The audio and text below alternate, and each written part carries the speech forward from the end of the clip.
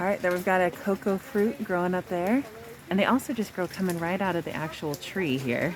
See a couple there? And then down here, you can see examples of flowers. So these little guys will turn into the cocoa fruit, like this guy here. We learned that each tree can have up to 2,000 different flowers on it, but only about 20% of that is going to turn into an actual cacao pod.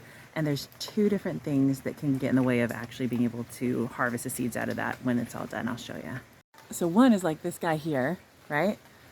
And a predator got in, and it could be a woodpecker, but that usually creates a smaller, more circular hole. This one was gotten by squirrels, and they actually have a ton of squirrels here that will, you know, get in there, get the pods, and throw them on the ground. And they said in the wild that the squirrels are actually essential for, you know, the propagation of the plant, because what they do is they just throw all the seeds on the ground, it grows into new cocoa trees, and then you have, you know, more of those plants.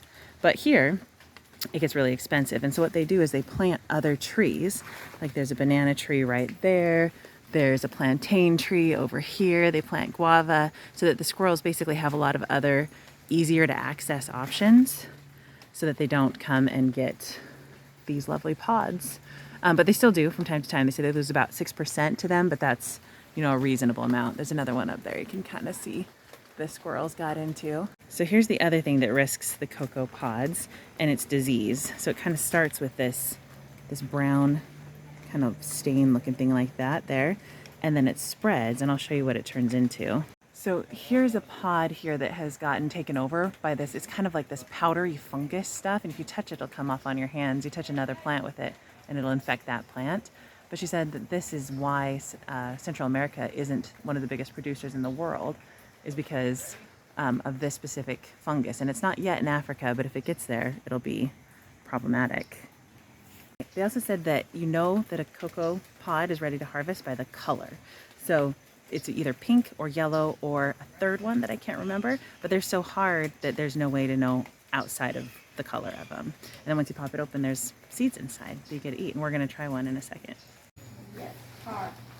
Let's see. Again, not so hard this time because you cracked it already, you see?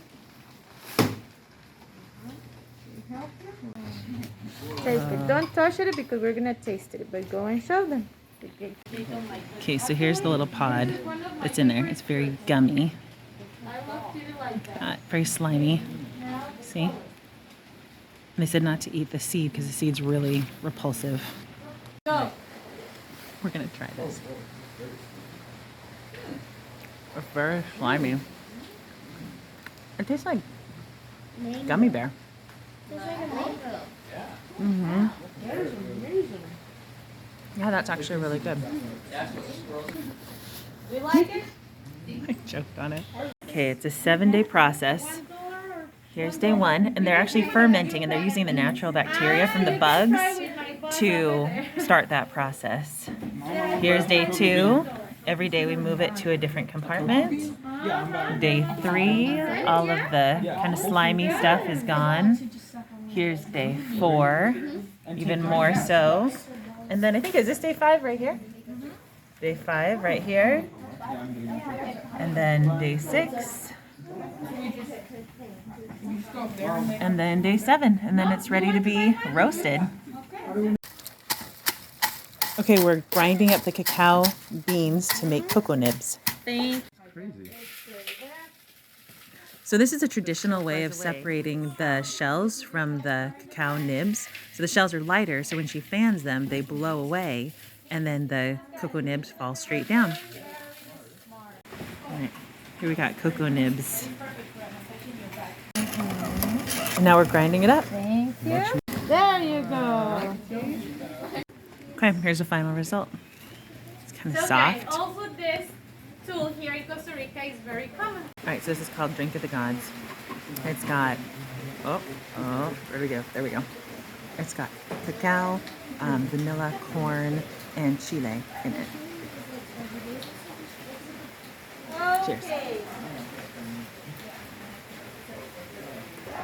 It's really good. It's bitter and a little spicy, but good. Okay, so back in the day, this special drink of the gods was only made by women. They was thought that they were the only ones that had this special touch in order to do it. So I hear that and I'm like, of course we do, we're amazing. But then they say, and if they got it wrong, or even if they spilled just a little teeny drop on the ground, they would immediately be beheaded. I don't want that job.